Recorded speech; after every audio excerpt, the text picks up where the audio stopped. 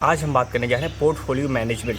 Portfolio का मतलब ये होता है कि आपकी जो इन्वेस्टमेंट है, आपने इन्वेस्ट किया है कई एसेट क्लासेस में। पोर्टफोलियो तब होगा जब आप एक जगह इन्वेस्ट करोगे तो वो आपका पोर्टफोलियो एक तरीके से नहीं माना जाएगा। पोर्टफोलियो जो होगा जब आप दो या दो से ज़्यादा एसेट क्लास में या दो से ज़्यादा एसेट्स में आपने इन्वेस्ट किया हुआ है तो वो आपका पोर्टफोलियो होता है। पोर्टफोलियो में अगर इन्वेस्टमेंट के तौर पे हम बात करें, जैसे स्टॉक्स में इन्वेस्ट किया आपने, बॉन्ड में किया है, गोल्ड में किया है, कमोडिटी में किया है, तो रियल एस्टेट में किया है, तो आपकी एज, आपके रिस्क और आपके रिटर्न और आपकी एज को और आपके जो रिवॉर्ड है उसको एनालाइज करके जो पोर्टफोलियो मैनेजर होता है वो आपका पोर्टफोलियो डिज़ाइन करता है कि जो आपका जो लॉन्ग टर्म ऑब्जेक्टिव है वो आप उसको अटेन कर पाएँ या फिर जो शॉर्ट टर्म ऑब्जेक्टिव है उसको भी अटेन कर पाएँ।